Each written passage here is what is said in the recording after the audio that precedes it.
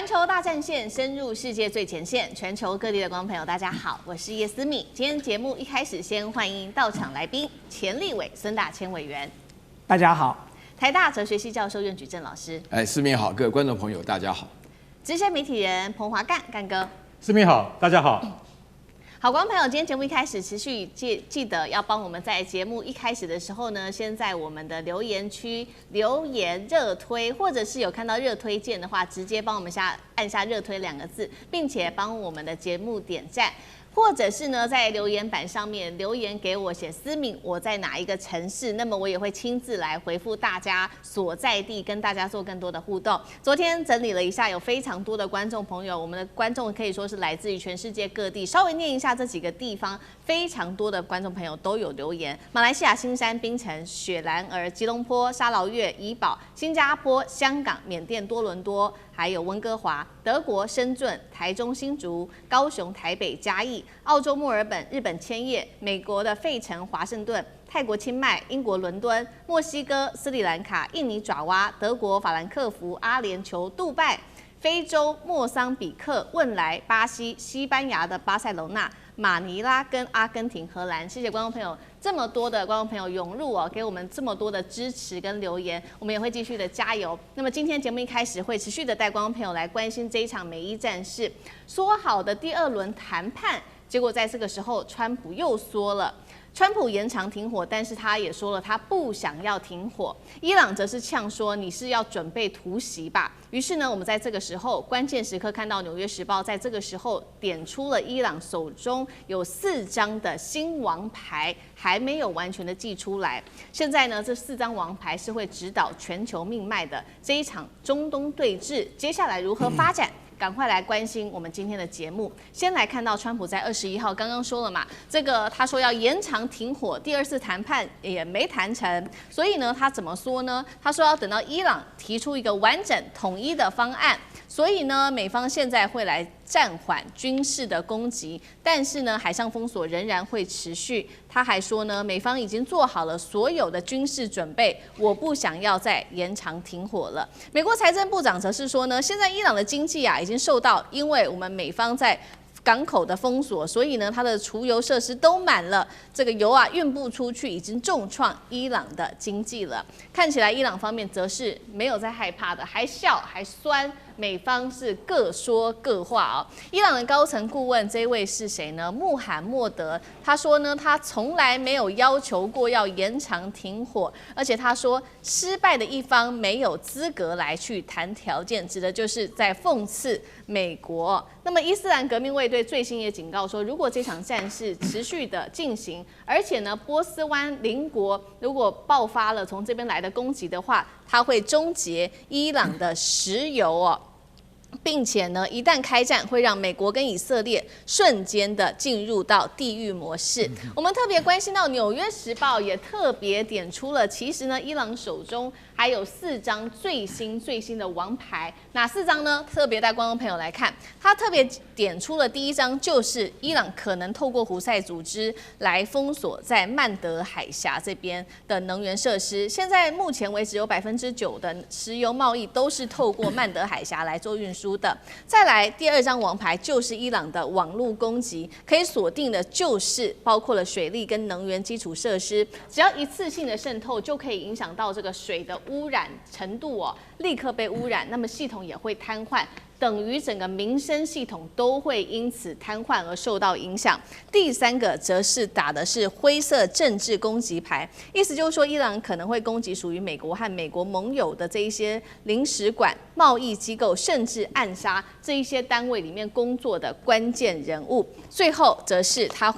伊朗会攻击，包括了这一些能源的设施，对海湾的这些能源设施跟基础设施做攻击。而统计其实从这场战争爆发以来呢，已经有超过80个能源设施确实已经遭受到攻击，当中1/3的这些设施还是被严重的破坏的。所以今天节目一开始特别请教委员了，川普一边说他不想延长停火，一边又为自己争取时间，是已经失去主导权了吗？还是如伊朗所说的，他认为美国可能又在偷偷备战，准备要突袭呢？那现在美方为什么又要偷偷的备战？是因为他还没有准备好吗？所以现在储存一些时间，要为下一次的攻击做准备吗？委员怎么解读？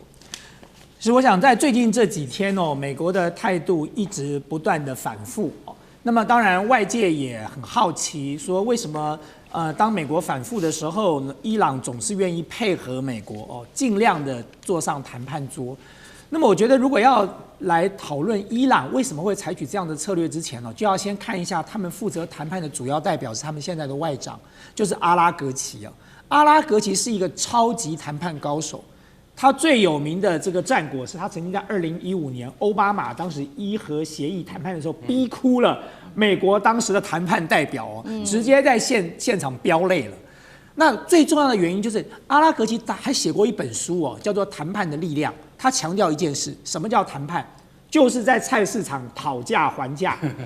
他说讨价还价就是谈判的最高艺术，所以你要有耐心，你要尽量的拖到你的对手失去了耐心。大家就是比谁有耐力的在拖，所以我觉得伊朗现在之所以会每一次都配合美国，你要谈我就陪你谈，并不是因为伊朗示弱，而是因为伊朗太清楚的知道说，唯有借着这样的方式，他才能够证明给全世界看，说不是我要战就每一次的谈我都配合了，然后背后捅刀的都是我，第一次、第二次、第三次、第四次，你看美国还要捅他多少刀嘛？捅到最后，这个道德的制高点就站在伊朗那里了，他就是一个完全被侵略的国家了。那第二点，对伊朗来说，他就在走菜市场买菜谈判策略我就开始跟你讨价还价，不断的喊价，喊到最后，喊到你都累了，你都乏了。所以我说现在的这个中场休息就是一个广告时间就是该上厕所去上厕所，该喝口水的喝口水，然后回来就继续打那么为什么美国要这个广告时间？为什么美国要这个中场休息？第一，美国到现在想不到一个好的地面战的方法。就整个的局势对美国很不利我们在那边分析过，不管是哪个方向，美国都没有办法打地面战。那第二，川普不晓得从哪里异想天开，他认为我封锁你的封锁就是一个高招，所以呢，他觉得他的封锁可以对伊朗做变相的施压让伊朗的经济受到了冲击。可是他殊不了解说，其实伊朗已经被他禁运了很久了，就是伊朗的民众已经是生死决战了。你认为他还真的会在乎我的什么工业有多少什么生产的这个能力，我的这个平常的这个该有的这些民生这个需求我能不能满足？对伊朗的民众来说，炸弹随时掉到他头上来，这是两回事情他以为他那个我封锁你的封锁就可以达到极限施压的效果，这是川普现在在玩的把戏。他认为再拖久一点，我再封锁一下，伊朗就会忍不住了。但对伊朗来说呢，我认为我盘点一下，大家就知道说，在这个中场休息里，伊朗是占上风的。第一，他利用了这个时间，重新把他被炸毁的什么碉堡里头的飞弹重新挖出来，飞弹发射器赶快修一修，然后呢，把这个无人机在这个销量再增加1倍，所以外界评估说，他现在的无人机的数量已经翻了1倍了，他的发射器已经恢复到60%了，他的飞弹的量已经恢复到70%了。所以对伊朗来讲，第一，他整军这个备战了；第二，伊朗吃定美国一件事这大家可能没有注意到。伊朗除了地形很特殊之外，它周边是山脉，这个中间是高原。更重要的一点是，现在伊朗进入了最热的时间了，就是伊朗不但热，还有沙尘暴。就是如果大家看一下伊朗的这个德黑兰大学这个教授，这个马兰迪教授，他接受的这个视频的访问时，他说这个时间点，伊朗平时出去工作都是傍晚6点以后再去工作了，因为实在太热了。然后呢，还有沙尘暴。那所以呢，对伊朗来讲，你要拖我就陪你耗耗到更热的时候，我看你美军怎么登陆你要怎么打地面战嘛？就白天我们的人都不想出来了，你的人就在太阳底下晒成人干吗？然后第三，对伊朗来讲，我觉得美国错估一件事它浓缩铀已经60%了。如果今天你们是伊朗，你会怎么做？我就拼了老命做核弹对呀。我哪一天我宣布我核弹成功的时候，你们全部闭嘴，我就变成第2个北韩了。大家不要啰嗦了，我有1颗就够了。所以对伊朗来讲，它需要时间那你更不要讲。对川普来说，现在最危险的是4月29号或者是5月1号，美国国会要通过战争授权法了。就这场战争60天，美国国会要授权。如果60天时间到了，川普拿不出个所以然，然后共和党现在内部又分裂，民主党又全面反战，在这种情况下，这场战争也别打了。就战争授权法没过，美国就乖乖撤兵了。所以对伊朗来讲，大家想想看，时间到底是站在川普那边，还是站在伊朗这边呢？好，离战争授权法正式生效的时间，其实就是在5月1号这一天，所以代表说川普必须要在5月1号之前来发动行动。那刚刚其实委员帮我们特别整理了，现在伊朗除了在重整战力之外，不管是无人机、飞弹到发射器，还有握有的就是在气候上面的优势，再加上我们看到《纽约时报》刚刚点出来的4点，伊朗到现在还没有完全祭出来的新王牌，接下来美国要接招，有没有可能会杀到它的致命弱点上？那干哥怎么看？我觉得他那个《纽约时报》指出来的这个第一点非常重要，透过胡塞组织封锁曼德海峡。而一般大众可能不太理解什么是曼德海峡。曼德海峡其实是什么？它就是在我们现在看这个阿拉伯半岛哦，那波斯湾是在东方，那曼德海峡就是在西南方。它连接什么？它连接上面是红海，下面是什么？下面就是印度洋。那这个地方是什么？这个地方也一样是那个世界很重要的石油生产的那个路线，就是它一定要从这边走。它不是从波斯湾那边出来，它就从这边上去，上苏伊士运河啊，很简单。就是说这2个地方其实都很重要，可是伊朗是没有能力拓展战线到亚丁湾的啊，就是到那个曼德海峡那边去。但是它可以叫胡塞组织去做。你叫胡塞组织去做的话，那就有好戏看。为什么？因为那个地方长期都是沙烏地阿拉伯的势力范围，那所以沙烏地阿拉伯是支持也门政府军的，那胡塞组织就是也门的青年抵抗组织，是跟政府军对抗的。结果现在也门的西半部都是被胡塞组织控制的，一直到海边。也就是说，胡塞组织它可以控制到海边那么远的地方，它如果能够把亚丁湾跟曼德海峡的控制权拿下来的话，那我无差别攻击啊！世界各国邮轮呢，通过这边的话，只要你们是美帝的走狗的话，我就不让你过。哇，就搞这一套的话，我跟你讲，那我那个战线就开第2个，对啊，就开第2场战线了。所以我觉得《纽约时报》它会点出这个来，我们当然专家们会觉得说，哇，那战线延长很大很大，延长的很远，至少超过1000多公里啦。那你今天有没有这样的人力跟物力去做这件事情？但如果说你今天做不到完全的封锁，那你可以骚扰，你一骚扰，全世界的石油拉警报，波斯湾已经拉警报了，你再弄一个曼德海峡的话，我跟你讲，我们马上进入什么？马上进入世界经济的冬天。世界经济本来我们预测还有3个月啊，3个月之内战争一定要结束，不然全球经济被拖垮。你如果在曼德海峡开辟第2战场的话，那世界经济马上就垮掉。为什么？因为大家没有办法再应付说波斯湾也出事，曼德海峡也出事，所以这个东西你就会觉得说好像很可怕。如果说伊朗真的有决心做的话，他做到这一点那就够了。还有网络攻击，网络攻击这个已经不是假的。2015年土耳其大停电，谁搞的？伊朗搞的。那时候埃尔多安总理还是想了半天说，我们怎么会被搞得大停电呢？原来是伊朗的特工做的。其实伊朗要做的话，他还有很多方法。所以纽时他指出来这个4大法宝哈，如果伊朗万一使出任何一个法宝，我跟你讲，美国跟盟邦都要跳脚。是同样的问题，岳老师又怎么看呢？我对于《纽约时报》的观点呢，就是面对了这一场美国加以色列对付伊朗的这个战争呢，我就心里中就想打一个问号啊。首先的话呢，1、2、3、4点钟啊，这个第一点呢，就是讲到曼德海峡会被胡塞，记住啊，胡塞是一个反叛组织，是也门的反叛组织啊，是一个国中国啊，很像是真主党在黎巴嫩中间的位置啊。那么这个胡塞已经公开讲，就是说为了要支持伊朗的话呢，就是要把红海底下的曼德海峡也封锁，而且用这个飞弹啊、用火箭啊什么的，这个我是同意的。然后至于第2、第3点的话呢，第2点的话呢，攻击平民、破坏水源，企图透过污染的这种类似于化学战、生物战的方式，我觉得这个说法其实是有间接指控的意思啊，因为我觉得这么很惨无人道，大概也只有以色列做得出来。那第3点的话呢，就是灰色政治攻击，什么暗杀领导关键人物，这只有以色列有名的。我真的是，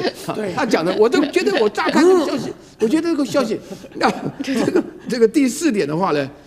能源设施的打击，这是伊朗说过的，只要你打我，我把所有中东地区支持美国的有军事组织的，就算支持的方向，通通打一遍，让大家鱼死网破，同归于尽。这是伊朗既有的政策，这是原来的消耗战跟持久战里面的一个重要的政治策略。那么我倒是觉得，我这边提出来这个4大王牌因为这边讲到《纽约时报》，伊朗手上的王牌就是第1点跟第4点就是曼德海峡以及这个后面讲的要攻击这个所有的这个海湾国家了，也就是波斯湾国家的产油国支持美国的设置。他第一个的话呢，第1张王牌就是要补充，第2点应该是补充俄国的梅德韦杰夫他现在是安全会议主席他说伊朗的控制荷姆兹海峡的这件事情，像是伊朗手上拥有一个核弹一样的力量。那么这件事情讲为什么呢？因为呢，荷姆兹海峡呢，原来离伊朗实在太近了，而且伊朗呢本身呢一直是在讲说，美国也知道，只要你攻击伊朗，伊朗就有具体的合法的理由来控制海峡，否则的话呢，他就不愿意犯众怒。伊朗还是有他的改革派，是不愿意得罪西方国家的。所以说现在在这种情况下，伊朗完全控制荷姆兹海峡。我曾经在这个节目说过，伊朗根本不用卖油了，只要学着收这个过路费。然后接下来的话呢，就是伊朗的导弹、火箭、无人机以及导弹发射器，基本上超过50%都完好无缺，可以准备再战的情况下，也是他一张王牌。所以大家要记住，伊朗在目前为止是属于领先的地位了。好，谢谢苑老师。那我们休息一下，马上回来。地缘政治、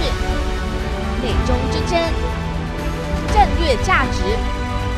强权崛起、小国生存，现在与未来洞悉事件走向，掌握世界脉动，全球观点尽在环球大战线。好，接下来持续关心的是中国大陆的大礼包已经正式的抵达伊朗的。那么来看到是德黑兰是2次连闯2船连闯了这个突破美军在荷姆兹海峡的封锁线，怎么做到的？等一下持续来关心。那刚刚说了嘛，这个中国大陆的大礼包送到了伊朗之后呢，川普震怒，他就放话说北军有做军援，但是到现在美国还是拿不出任何的证据。今天就这些议题我们会特别来做关心。3个火线话题，等一下也请来宾帮我们特别做解析。因为呢，这个海上做执法的时候，美国发现这个船上，他说呢有军民两用的这些设备，那都会列入纳管的对象，包括了金属电子零件。那这一次呢，美军所拦下的这个图斯卡号，到底是真的在查里面有军援，还是美国在帮自己做的这个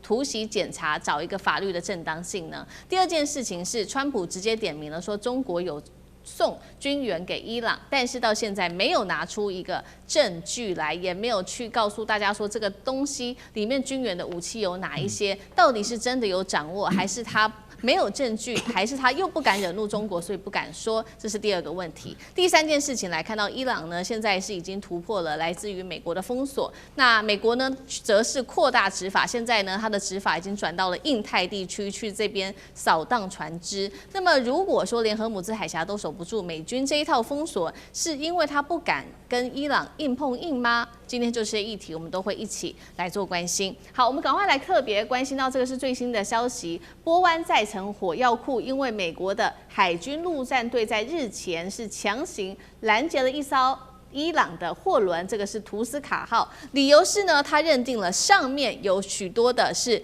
军民两用的物资，所以把这一个货轮给拦截下来了。但是问题是说，什么叫军民两用？现在的关键来讲的话，其实是非常的模糊的，包括了金属，包括了电子元件，包括了管材，这一些都是吗？那么等于是说，现在有关于军民两用的说法都是美国自己说了算。那在这个时候呢，更关键的事情也是同样敏感的事情是，拦下了这一艘船只之后呢，川普总统就说呢，他没有想到这是来自于中国给伊朗的礼物，而且他说，我以为呢，我已经经私底下和习主席达成了谅解，英文是他说我已经达成了一个 understanding， 这个中国应该要理解，不应该去做这样子的事情。但是川普也没有点破说，这艘船上面有什么样子的东西呢？所以现在被视为是说，这个是一个舆论战的操作吗？还是一个情报战的操作呢？还是美国在为他的封锁失败要找一个台阶下呢？在此刻，我们来看到的是美国的财长贝森特放话了，他说已经封死了伊朗的石油，迫使伊朗接下来只能减产，直接会冲击的就是伊朗的经济命脉。他说，荷姆兹海峡已经被完全封锁了，但是我们来看到现实却不是这样子的，2艘伊朗的船直接突破了封锁线，包括了西里城号，还有这个是舒贾2号，都穿越并且突破了荷姆兹海峡的封锁线。而我们收到的一个最新消息是在这个来自于媒体的报道，在荷姆兹海峡上面，伊朗已经针对了一艘货船，没有挂有国旗的货船进行了攻击，那么驾驶舱已经受到重挫，这是我们收到的最新消息。另外，美国则是扩大执法，现在呢，在海上，尤其在印太地区这边来扩大执法，拦截疑似是援助伊朗的船只，全部都会把它给拦下来。所以今天节目一开始特别请教委员怎么看了美军拦下的图斯卡号，但是川普说上头有中国送给伊朗的礼物，这一批货可能是什么？会是川普所说的军民两用的东西？那会是什么东西呢？比如说军工的关键零组件、无人机、飞弹的相关技术，还是说伊朗为什么要冒这么大的风险去突破这个封锁线？那委员怎么看？这些年在美国政坛一直有一个危机处理的策略这个策略就是一句话，说当你无法解决一个问题的时候，你就把这个问题闹大那么很显然的，川普现在就是采取这个策略，因为他原本已经是进退两难了，显然他的盟邦在这个时候也不愿意伸手。然后呢，他希望和谈有进展，彼此的这个立场差这么多，那他最后只能怎么做呢？他最后只能够希望找有力量的中间人，而不是像巴基斯坦，是像中国大陆、像俄罗斯这样的中间人出手那么也许这件事情还有可能转圜。所以呢，他这个策略很简单他就是把这件事情闹大，所以玩了所谓我封锁你的封锁游戏之后呢，接着就要拖中国下水嘛。所以这根本就是一个欲加之罪，何患无辞的说法。大家想想，中国大陆真的要运补给伊朗，一定要走海路吗？不能走陆路。中欧班列不就是经过了德黑兰吗？那再讲退1万步好不好？走公路，它也可以走这个陆路进入伊朗啊。如果真的是这么重要的军事援助，会这么蠢的就摆在船上，然后随时都有可能冒着风险被你拦截？大家不要忘了前几天中国大陆的054A 大庆舰护航4艘油轮当时是悍然跟当时封锁这个荷姆兹海峡美舰只差200公尺它就直接插入在那里了，然后就挡住了。美国也一声都不敢吭啊，所以如果今天这一艘船真的很重要，他早就派2艘054来这里护航就好了。为什么呢？所以看起来就是一个很普通的这个工业用的这些材料、这些设施，可是现在是美国把它拦下来了嘛？所以美国拦下来之后，美国说那5000个货柜装什么？就是美国一个人说了算啊。他说那5000个货柜都是装满了大疆的无人机。你也没办法所以显然的，美国就是要把中国大陆拖进来嘛，拖下水。但是我要讲的问题是说，美国玩这一招，我封锁你的封锁，不是一个聪明的策略。他认为他用这一招可以逼大家一起来解决这个问题，可是他殊不知，我在先前讲到了，伊朗绝对撑得比他久，他撑不过啊。今天几号了？马上就4月29号国会就要开会了，5月1号到4月9号，这2天，不管你用什么时间来算，你用228算，那么开战这一天算，那就是4月29号，60天。如果你用他这个宣告向国会宣告这件事情是3月2号，那就是5月1号。所以就在这2天，美国国会就要决定了。这对川普来说已经是一个非常重要的这个宪政危机了，他的权力保卫战了。所以对伊朗来讲，再撑个10天8天不是问题啊。但是更惨的问题在哪里呢？就是他今天搞了这一招之后呢，倒霉的是他其他的盟邦就今天在荷姆兹海峡要过伊朗1道封锁就已经够可怜了，现在要过2道我曾经说过，本来打个电话给德黑兰交点钱，这个船就过了，现在不行了。现在打给德黑兰之后还要打给华府两边要同意他才能通过。所以倒霉的是全世界。所以他今天搞这种极限施压的结果，其实最终的压力会反噬到他身上的。他一直以为说伊朗撑不住了，他要在这个什么和谈期间又用尽各种手法，逼伊朗在和谈期间让步。可是殊不知，我刚才已经说过，伊朗已经是磨刀霍霍了，等着美国上这个砧板了。如果你是伊朗，你会在这个时刻去示弱吗？讲退一万步，就算和谈结束了，美国的船还敢停在荷姆兹海峡吗？他立马就要逃走了，因为他留在那里就被伊朗当靶子打了。所以对伊朗来说，他怎么算都是一个稳赢的局，他根本不可能在这个时候退让。那对中国来讲更直白了，老子我真的如果要干嘛，我就派军舰来哦。那么如果不是，随便你怎么玩。所以很显然的，北京政府也只是看穿了美国现在拖他下水的这种伎俩而已嘛。好，那同样的一个问题也请教苑老师怎么看？就是这一艘被拦下来的船，那干脆美国人就公开说上面是不是真的有军民两用的东西？到底是什么东西？为什么都不公开？是怕惹怒了中国吗？还是有其他的原因？苑老师怎么看？这个是美国前驻联合国大使那个印度裔的黑利所制造的谣言啊。就说是这艘的话呢，就是伊朗的这个图斯卡号里面所带的这个很多武器啊，也是军民两用啊。然后呢，他就想要栽赃给中国。那中国的发言人啊，这个郭家坤已经讲了，就是说这个是就是无的放矢，没有任何意义。我这边的话呢，分成几点来讲，但是几点之前的话，我要强调一个重点，就是说美国现在这个情况啊，真的是伊朗是老神在在。你看今天的头条消息就知道，伊朗说我们根本没有要求他什么停火，我们就不派人去，因为美国不值得信赖。而且从头到尾还在进行封锁后的再封锁啊！大家地图一打开，美国真的是莫名其妙，隔得那么远，那封锁的是阿曼湾啊！大家可以看一下阿曼湾跟荷姆兹海峡里面的那个宽度。所以这边来讲的话呢，我觉得它是谣言的。第一个的话呢，这个时机很不对，很敏感，就是中国要帮助伊朗。老早中国跟伊朗之间的关系，就是中国是在整个制裁期间唯一买伊朗的大国的石油了。伊朗的石油大量都是卖给中国，所以中国这边要做事情的话呢，也都是老早都做好准备的。这个我们同文同种，就比较知道做事情的方法，不会赶到最敏感的时候，他们在停火送2箱坦克车去，这个胡说八道，根本就是。然后第二个的话呢，什么叫军民两用？我给大家举一个例子啊，我到那个福州的无人机小镇去看过，有一次看到他们那个无人机里面的表现。对无人机的话呢，就是从山区发生灾难以后呢，要避免问题的话，他们有生化直接送血浆过去，然后那个介绍的人跟我讲说，打仗的时候要先准备好粮食跟血浆，就野战医院，所以这个就叫军民两用，就是有很多的科技，你本身来讲就可以当在军队叫暂时的用，就是包含我们的停车场，其实名义就是防空洞啊，那意思也就是军民两用嘛，就是每个人家里都这样子。然后另外的话呢，我必须要强调一点，伊朗这个国家跟委内瑞拉很不一样，伊朗的军工是非常完整的，伊朗自己生产武器的能力是全世界排名第18国啊。那么它有的东西的话，可能需要一些零件，但是老早自己就已经逆向工程都做出来了。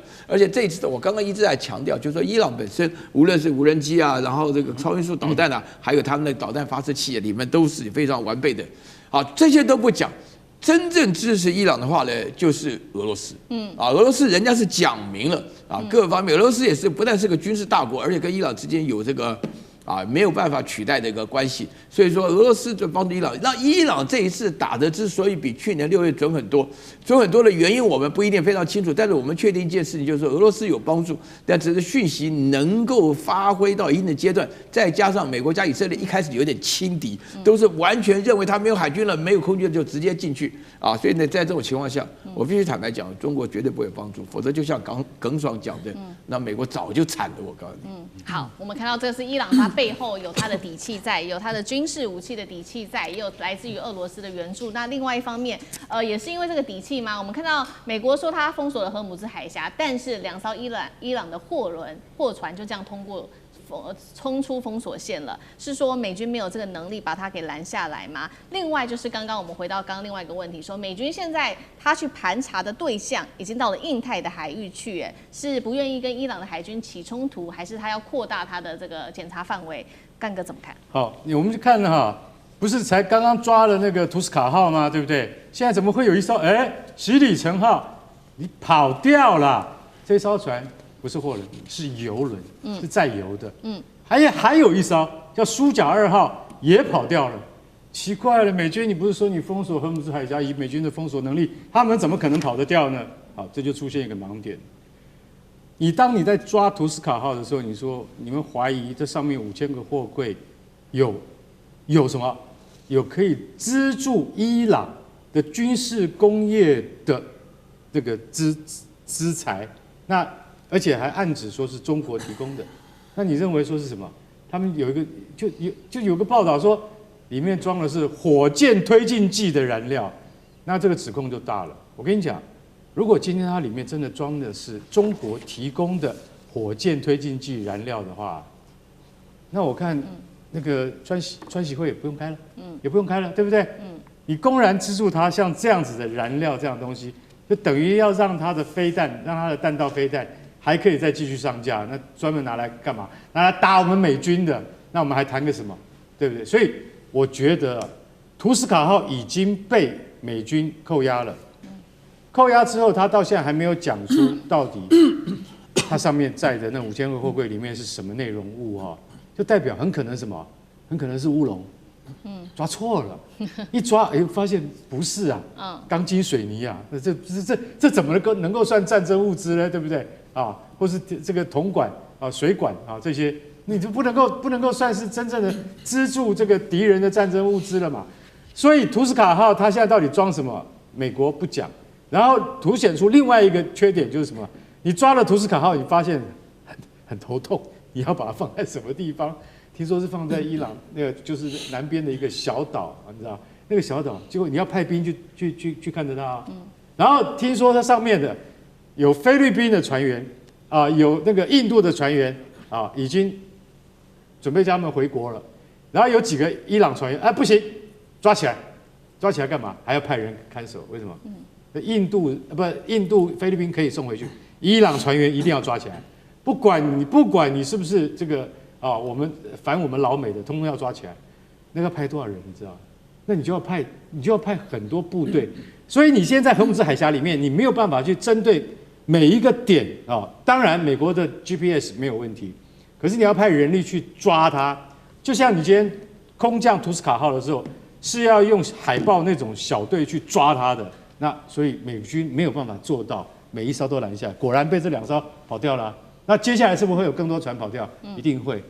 不过你知道美国的那个中央司令部CENTCOM 他们又讲了说，我告诉你，我们现在有新的情报进来，那个情报代表什么？他说可能中国要提供红旗19，类似像 S-300的那种防空飞弹给伊朗了。然后我们现在就在想说，好，如果说有一天他们真的能够抓到中国的红旗19的话。那再来说，如果抓不到的话，那我跟你讲，美国的情报单位，它乌龙就搞大了，而且专门造谣生事。如果这样再造谣生事下去川普这场仗他打不完，你知道，他很难收拾，你知道，因为他要面对的即将不是伊朗，是中国，你怎么打得下去呢？好，谢谢干哥，那我们休息一下，马上回来。地缘政治、美中之争、战略价值。强权崛起，小国生存。现在与未来，洞悉事件走向，掌握世界脉动，全球观点尽在环球大战线。现在荷姆斯海峡全面的引爆的是全球的能源核弹，我们要来看到是在这个时候关键的敏感时机，普丁补刀要断了德国的能源命脉那么现在说俄罗斯成了这场中东战争下面最大的赢家吗？另外就是巴拿马运河成为在荷姆斯海峡被封锁之后的另外一个救命稻草，但是因为它能够运补的量实在太少了，是不是也会出问题呢？今天就这些议题，我们都会一起来做关心。赶快来看到的是，全球的能源战现在已经先爆发了，因为呢，国际能源总署已经开始下了重话示警，说接下来可能面对的是人类史上最严重的一场能源危机了。事实上，在荷姆斯海峡被封锁之后，我们赶快来看到实际的数据，全球有20%的石油已经直接供应被卡死，每天甚至高达1300万桶的原油直接消失在市场上面。就在这么危机的时刻，俄罗斯又祭出了一个新的政策，他说从5月1号开始会切断友谊输送的油管，停止对德国这个国家来输送它的石油哦。那么我们来看到这个消息一出的时候，等于是一个能源核武等级的致命打击。赶快来看到是对于德国的影响，他们这边现在做了预估，德国的 PCK 的炼油厂的产能恐怕直接一口气锐减17%，直接冲击的就是柏林大约90%的车辆的燃料呢都是靠 PCK 来做供应的，现在都会因此而受到打击，包括首都的能源链也会因此受到动荡。那么德国的工业因此会被迫立刻来降产降速。那么所以节目一开始我们要来特别关心到俄罗斯这一刀是不是等于直接直击了德国最重要的能源心脏呢？这是杀鸡儆猴，顺便告诉欧盟国家说，再力挺乌克兰的话，下一刀就是会对这些欧盟国家祭出能源的制裁吗？美伊冲突现在看起来，俄罗斯反成了最大赢家吗？委员怎么解读？对，我刚才讲过了，就是说这场战争的成败只有一个关键，就是谁撑得久。大家比看谁撑得久。这个我们叫做这个全民韧性也可以啊，就到底是你美国的民众、欧洲的人民撑得住，还是伊朗的人民撑得住，就这么简单。谁撑得下去，谁就是最后赢家。所以在这个博弈的过程当中，俄罗斯做的这件事情，等于是助了伊朗一臂之力哦。就是在2021年哦，那个时候是俄乌战争开战前，我给大家复习一个数字哦。那个时候德国55%的天然气是来自于俄罗斯，35%的石油是来自于俄罗斯。后来俄乌战争开打之后，北溪1号、2号断掉之后，德国面临了非常重大的产业危机跟冲击，因为这个能源价格暴增，所以它的产业就开始赔钱了。然后，所以它2023年它的经济出现了技术性的衰退哦，就德国很少出现这样的状况的。各位只要看2次大战世界战后哦，德国的经济一直是在稳健的往上攀升。可是德国的产业面临这么大的冲击，原因是什么？就是因为能源的问题啊。那后来德国的能源从哪来呢？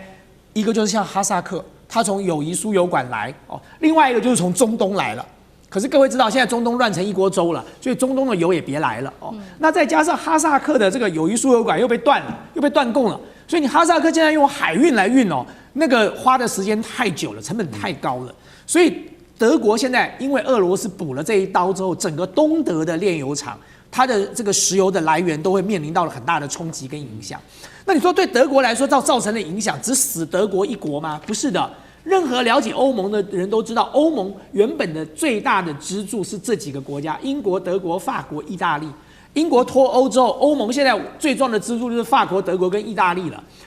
特别是德国，德国长久以来在欧盟面临到欧元危机的时候，是德国的央行去救的。所以现在连德国如果都自顾不暇了，那欧盟就完了，欧盟自己就面临到很大的冲击了。所以我说今天大家在玩哦，就俄罗斯在做的就是隔山打牛的游戏啦。我就说我今天打了你德国，我拖垮了你欧盟，然后你欧盟面临到了这么庞大的压力之后呢，你接下来你可能就撑不住了，撑不住要该怎么办？就要赶快把这场战争收尾了。那压力要压到谁身上？压到华府身上嘛。就好像我们上一题讲的，他把中国大陆拖下水，就是希望中国大陆施压给伊朗，叫伊朗别打了，不是就这么回事吗？所以今天大家都在玩这样的游戏，可是关键的点是在谁撑得久。我看过很多的评论家哦，就有一些这个有台的评论家一直唱衰中国，说这场战争中国不是最大的赢家，因为中国的经济受到了冲击。我认为中国是最大的赢家，最主要的原因是中国的角色跟地位在全世界是彻底的翻转哦。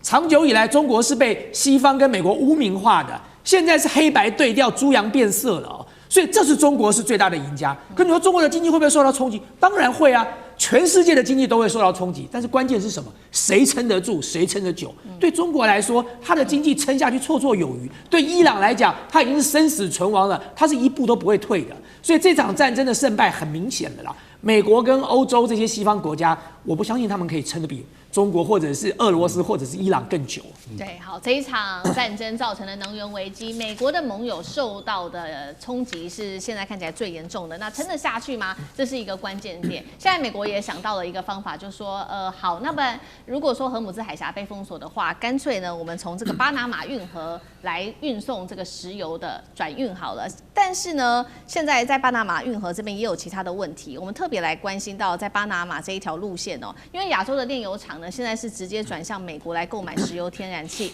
那当然就是透过巴拿马运河，怎么运呢？把货品从巴拿马运河这边转到亚洲跟其他市场。但是现在的问题主要就是因为巴拿马运河的运量，全球运输量其实呢只占全球5%，还是非常小的。那这么小的一个运量哦，我们看到它现在可以说是塞爆了，多塞呢？排队状况是在2023到2024干旱危机的等级，平均你要运东西，你得等待3到5天。那你要插队的话，还要付这个插队费，飙到了400万美元啊！那这样的状况之下，我干脆还是使用荷姆兹运河吗？那岳老师怎么看？这个所以啊，说句良心话了，因为这个消息牵涉到我们在座的所有的人啊，为什么呢？因为呢，这个整个是代表这个消息是非常不好，因为这个世界长期来讲依赖原油以及天然气，这个依赖的程度已经大到大家难以想象，尤其是东北亚这个地区，包含台湾在内，我们这些区域当中的话呢，受到中东的石油出现这种现象，那这个事情呢，本来是不应该发生的。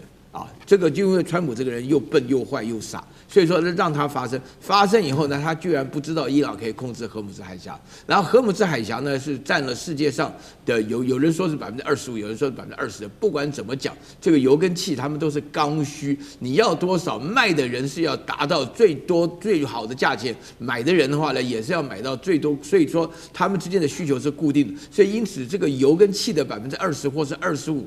不是像你想象中说。这个其实还有80%在哪啊什么的，不是这个情况。因为这个实际上的话呢，就目前为止，在资源分散来讲，我同意刚刚我们孙委员讲的非常好，就大陆已经做好万全的准备，就油也不是只有中东的油，那油也不是只有海上的油，而且油也之外的话呢，有煤发电，有自然吸收，有电发，有风发电有光发电，什么水力发电，什么一大堆，大家都知道。前面听的消息，你不得不佩服，就有人先做了规划，但是这里头当中，像韩国、日本、像台湾这些地区出现了一个大问题，就是说他们的工业的发展，老百姓的生活完全依靠这个中东传递来，所以因此大概在1个月前就已经有转向美国购买。那个时候，这个川普还得意洋洋的讲说，我们油多得很，他们来可以向我们买什么的啊？他们还兼卖委内瑞拉的油什么的。但是这里面有一个，应该讲起来是有3方面的问题了。第一个，大家看这个路线就是非常非常长远的，跟太平洋。然后第二个的话呢，就是刚刚主持人也提到了，就是说那个这个巴拿马这个运河当中它的运送量，因为巴拿马的运河为什么一定要排队，而且运送量很小？因为大西洋跟太平洋它们之间的位置是不对等，就要一次进来这样，没有直接走的。那荷姆兹海峡是一个自然天然水道，这根本没有这个问题。然后第3点原因的话呢，就是说我必须坦白讲，其实这个数量并不大，因为美国也需要从中东进口油了，否则大家只要看一件事情，这个战争一打起来的话呢，美国的油价为什么上涨？因为美国也是需要中东派出来的油，所以说这个波斯湾产的油对美国来讲，对全世界来讲都特别重要，但是对于亚洲这几个地区是特别重要，所以我们面对的麻烦特别大。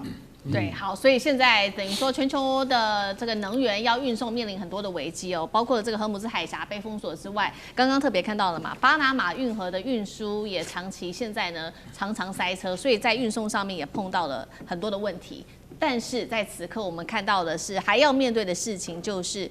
在荷姆兹海峡这边，我们看起来全球的这个航运要改写规则了吗？因为呢，现在看起来这个伊朗他又设了一个新规定，他说接下来在这边要设立新的安全走廊。然后呢，未经授权不得通行，违规直接开火驱离，有点像是在做这种军事化的管理全球的航道，而且这边还出现了诈骗的问题耶。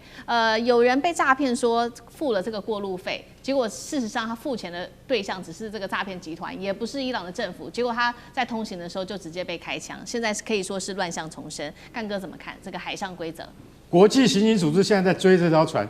真的被诈骗的船。你知道现在已经出现诈骗集团，诈骗集团在我们生活中无处不有，对不对？现在在荷姆兹海峡也出现了，而且我跟你讲，你刚刚讲的，它所有的网页上面的所有的规范都写得非常清楚，而且它可以告诉你说，我就是伊朗政府，我就是 IRGC 革命卫队底下的某个单位、某个分队，专门控制这个拉巴斯港到某一个阶段你要从这边过的话。你就要付什么？付泰达币，或比特币，要叫你用虚拟货币来支付，你只要支付了以后，你就可以安全通过，而且你在规定的时间、地点、航速都告诉我，我们输入资料，我们的这个快艇就不会去拦你这样子。结果有一艘船，他就真的付了多少钱？到现在不晓得。所以我刚才讲，为什么国际刑警组要去追啊？你不知道他到底付多少钱，然后他真的付了，结果一付，你知道吗？他才刚刚一出那个海峡，就被伊朗炮艇开炮就打他了，就干嘛就满脸豆花，整条船掉回去，结果是被谁害的？被诈骗集团害的。诈骗集团说好，你通过了，因为你已经付了泰达币，结果他一出去就被炮击了，所以现在就回去，被炮打了不敢讲，你知道为什么吗？讲了就对他自己没面子啊，对不对？他下次更不用贪小便宜再出去，人家至少200万，你付20万，你想过你们？我们现在要讲的重点是，诈骗集团已经跑到荷姆兹海峡，冒充伊朗海军了，太厉害！诈骗集团好有效率。对啊，大家就想这个不是玩笑，因为说一句实在话，其实老实讲，对船东而言这是很丢脸的事情。你船长轻信这种诈骗集团的网页，而且还真的交了船，交的不是你的船了，是我们船东的钱呢，对不对？你交了以后，当然这件事情被揭穿了以后，比较不会有人受骗。可是我跟你讲，诈骗集团不会这样的，他不会甘休的，他下次再来，为什么？有利可图。所以你看到这件事情，你的感觉就是说，已经全球人民受害了，让诈骗集团猖狂，这也就算了。我们再去看巴拿马。巴拿马现在肥的流油，你知道？我讲的是巴拿马政府，你知道为什么？排队，荷姆兹海峡走不了了，我们去巴拿马排队，一排，天哪，要83个小时，平均一艘船要排3天半。刚岳老师已经讲了，很简单，为什么？因为它是运河，它不是海峡，对，它比海峡还要小，小到你只能一个船身过去而已，尤其是10万吨的超级邮轮，你就是要排队。那排队平常是多少？我告诉各位，平常要过去90万美金，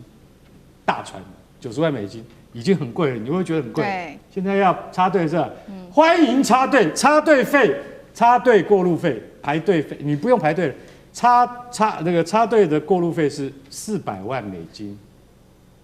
还是有人付的。那我想请问你，巴拿马政府怎么说？你知道吗？这是合法的。这是合法的，我们以它的这个货物的这个及时性我们来安排它及时插队，让它先进去先出去。其实讲穿了就是 money talk。你怎么可以让别的船，因为他付得起这个价钱，所以他去插队呢？所以从90万到400万，我讲句实在话，那个就是对于这个产业的压力，而这是对不仅仅这个产业，是对全球供应链的压力。像这样的压力而造成的油价的飞涨，我告诉你，没有石油，我们连牙膏跟肥皂都做不出来，这是最基本的。如果再这样撑下去的话，我想请问你，巴拿马运河跟荷姆兹海峡还是这个态势的话，那人类会不会真的碰到景气的寒冬？不是开玩笑，再撑1个月到2个月，地球上就会发生，你就会发生很可怕的金融衰退的现象就会出现了。我补充2点，我觉得巴拿马政府呢，现在就在效法环球影城的 Fast Pass， 只要你愿意花多一点钱，你就可以不用排队。对，如果你去过环球影城，你就知道，你就额外买一个 Fast Pass， 你就不用排队了嘛。他就来这一招吗？完全合法了。对，然后第二个我的感触是，我觉得现在美国跟伊朗终于有一个共同的敌人了，就在这个停战时间，他们应该要全球追杀诈骗集团，因为这个钱本来不是伊朗收，就是美国收的，就是他搞了半天换成诈骗集团拿走了。这个美国跟伊朗现在终于有个共同敌人，先把诈骗集团抓到再讲吧。好，谢谢委员。那我们休息一下，马上回来。地缘政治、美中之争、战略价值、强权崛起、小国生存，现在与未来洞悉事件走向，掌握世界脉动，全球观点尽在环球大战线。伊朗的战事烧掉了美国的霸权，今天关心共和党在逼宫，还有包括了 MEGA 也在分裂，民主党则是3连拳在补刀。美国，特别是在其中选举成为川普的末日，今天会一起来做关心。好，赶快来看到的是，现在是连 Mega 的大将也正式的跟川普要来划清界限了。他是谁呢？过去一直在挺川普的这个是美国保守派的评论员卡尔森，最新他在他的 Podcast 节目上面跟观众认错了，他现在非常的不满川普，尤其是针对爱普斯坦的案件，还有川普在针对伊朗进攻的这个战争，他都表示非常的不满，而且他说我必须为过去支持川普这件事情来负责，向大家说一声抱歉，我误导了大家。其实呢，我们看到不只是卡尔森而已，现在看到了非常多的知名的媒体人，其实呢也都在跟川普做切割，被视为是 MAGA 派，现在正在正式的分裂当中，包括了凯利啊、琼斯等等的知名的媒体人都开始批评川普，那川普则是最新发文回击这些人非常的愚蠢，而且他还说这些人智商非常的低。苑老师怎么看？我觉得这些人智商都很低，包含川普在内啊。这个，其实他们都是一群蠢人啊，真的是我必须讲，因为这些蠢人的话呢，这个川普今天干这个全世界最强大部队的国家的总统，他被选上2次，绝对没办法原谅。啊，这个是人类文明的大倒退，这个是这个基本上的伦理思想的大挑战啊，尤其是川普最近的话呢，这非常离谱啊，就是跟这个教宗之间啊你来我往的话呢，然后就是讲到自己假扮耶稣什么的。我这边要强调，这个 MAGA 的当初为什么支持川普，就有其实这个卡尔森还算是小咖了，真正大咖是马斯克，现在躲起来都不敢见了，因为等着 SpaceX 要上市啊什么的，他们真的要负很大的责任。这个对整个全体的人类，就全世界人类来讲，都是一个非常严重的道德上的危机。首先，第一个的美国人是非常自私的，他们认为的话呢，原来美国人对人家大方是对自己自私，所以说这个 MAGA 里面就包含了只管美国事，不管其他的事情，不管其他人死活，跟美国都没有关系。所以川普的话呢，第2任一上来要推出一大堆组织的话，那个时候 MAGA 还没有生气，他的支持率其实还是有50%以上了啊。那个时候这样子。然后第2个的话呢，这个问题就来了，就是说川普本身呢，他自己一开始啊，就是强调拜登很笨，然后又撤退也不行，然后他是唯一没有打过仗的总统什么的，一直做这种广告，就说美国不但要管自己的事情，美国要强大了就不管人家事情，因为美国人都知道，美国之所以这么强大的原因就是1次世界大战、2次世界大战，美国都知道了，绝对有把握的才出手，那时候就整个收割了。为什么美国今天有这么强大的情况下，就是因为美国在参战的过程当中，我跟你讲，我们在垫人头，为什么我们一直到底说我们抗战是8年还是14年？欧洲人只讲4年。甚至4年都不到，因为那个最辛苦的前面6年，6年加8年，或者4加4年，是我们中国人用人命贴上去的。说大家讲起来，稍微对于整个中国的历史有点感觉，但抗战历史都不忍卒睹。但是美国就是非常清楚，只要战争你不参加，等到人家打得差不多，你再一参去，你就开始收割了。主要这个大家都知道，像苏联他们能够拥有这个机会，是因为用人命垫出来的。死亡唯一死的国家是比中国还多的，就是苏联人，对不对？然后第3点的话呢，我不晓得大家有没有注意到一件事情啊，就说我们始终啊，因为我们的文化是士农工商啊，但是川普始终打的他是商人的招牌。到现在有很多人觉得，你刚刚讲的说是谈判的力量，阿拉格写的，那川普写了个交易的艺术，哎呀，大家都觉得了不起，交易很烂，写的很烂又很薄，里面都是极限施压，逼到人家不得不接这种条件，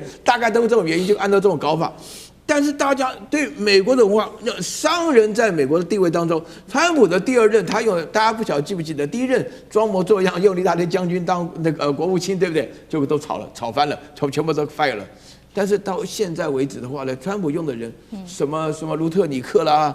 什么贝森特，全部是华尔街出来的人呐，对啊。这种商人执政的结果就只有短线没有长期啊，所以美国的文化当中，他们那种自私的文化啊，他们那个收割人家的文化，以及他们这种重视商人的文化，构成了 MAGA。所以呢，卡尔森我一点都不同情他啊，他原来支持川普的时候那个态度，把人家讲得一文不值。美国有什么好了不起的？美国根本就没什么文化，我当年就没去美国读书啊，就是因为我要学哲学，我如果学化工，我也留在美国了啊，就这种情况，对不对？美国有什么好得意的？我们说良心话，那你现在卡尔森讲的这种事情，讲的你包含还有你漏了一个 Green 啊，他们基本上来讲说后悔自己曾经支持过川普。你现在搞成这个样子的话呢，受害的人是我们世界的无辜的老百姓啊，伊朗被打死的人呢，3000多人，连包含了168个小女孩啊。对。好，我们看到川普的第2任期确实现在造成的是 MAGA 内部大分裂哦。除了刚刚岳老师帮我们整理出了非常多的资讯之外，还有我们看到的是川普真的是到处开战，除了辱骂其他人之外，也跟各个国家到处开战。那包括我们提到，包括讨论了很多的伊朗啊，或者是委内瑞拉，甚至他也放话格陵兰、加拿大、古巴、哥伦比亚都威胁哦，还有最近的教宗等等。那我们来看到最新的民调，川普支持度到底如何呢？现在支持川普的人大约占36%，反对者已经高达了62%，只有26%的人认为他的脾气还算平和稳重，50%认为他的判断力正在急速的下滑，精神状态疑似出现问题吗？委员怎么看？对川普最近的表现哦，的确是让大家对他的认知能力跟精神状态开始高度的怀疑了。因为我们常常会发现，川普永远是活在另外一个平行时空，他可以自导自演、自言自语、自说自话哦，就自己活在自己的世界里头，可是跟真实世界几乎完全没有连结哦。那么这种情况其实美国过去不是没有发生过哦，就是当时威尔逊总统在这个任期的末期的时候，因为中风，然后呢，当时是白宫封锁了这个消息哦，所以那个时候重大的决策都是由第一夫人来决策的，因为他们怕这个消息公布了之后，当时正在这个一战的时候，他会怕影响后续的发展。然后到了拜登总统的末期的时候，其实外界也高度的怀疑说，他当时的这个认知能力也开始在下降。所以呢，有一些这个学者跟专家，当时在拜登政府工作的人，他们也对外说，在后期他们想要见到拜登都不是一件很容易的事情了。那么现在到了这个川普了，那当然你说川普可能身强力壮，可是毕竟我还是说岁月不饶人啊，就到了某一个年纪的时候，某种程度的风险是存在的嘛。所以其实美国现在不是只是嘴巴讲讲的，美国非常多专家都提出了他们的看法，像这个一个临床心理学家叫做 Dr. Gardner 哦，他说什么？他说呢，川普有失智症的征兆，他的发音不断的出现错误，他有恶性的自恋，然后他有逻辑的矛盾哦，他是一个临床心理学家，然后他讲了一句最传神的话，他说唯一比希特勒更危险的是一个患有失智症的美国希特勒哦，事实证明的确哦，就川普今天对全世界造成的伤害，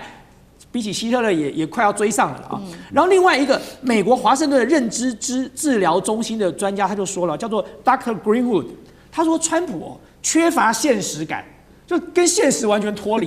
对自己做的错事没有悔意啊，完全没有后悔，而且有这个强烈的狂躁症的趋向啊，所以他也认为他的精神状态有问题啊。然后另外一个心理学家叫 Dr. George， 这都很有名的专家，他说川普有病态固执。强迫性的重复话，一直重复在那边讲，说他胜利了，他胜利了，他胜利了。然后呢，认知感也对于现实也有问题。所以这3个是学者非常有名的认知专家跟精神学者、心理学家所做出来的分析。所以民主党现在就要求了，民主党的这个众议院的领袖要求白宫医师要对 Trump 进行认知评估，说他的认知状态有问题。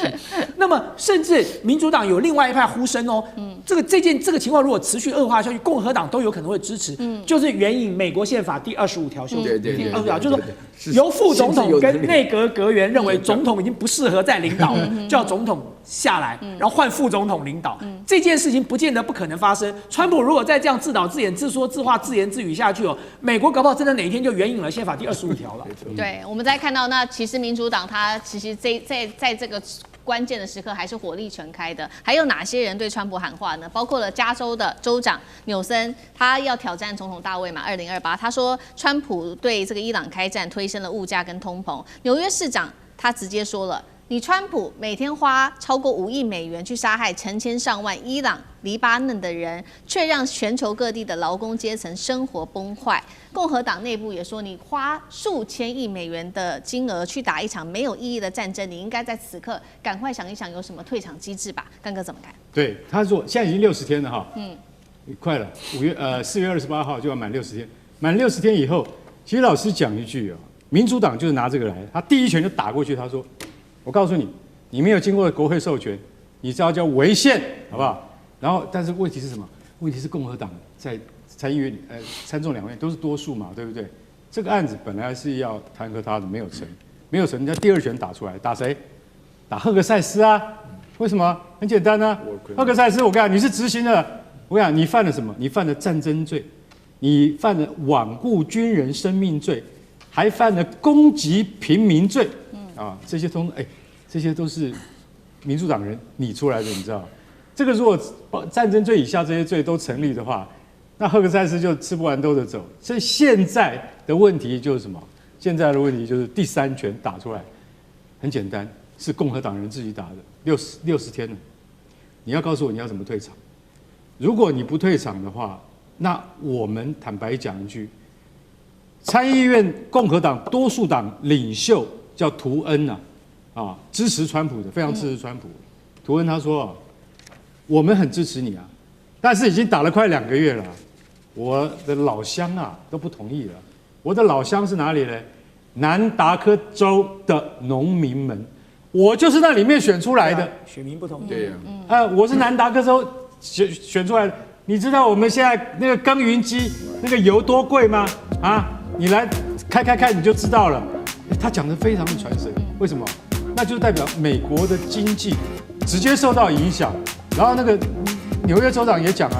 他说你全美的物价都暴涨，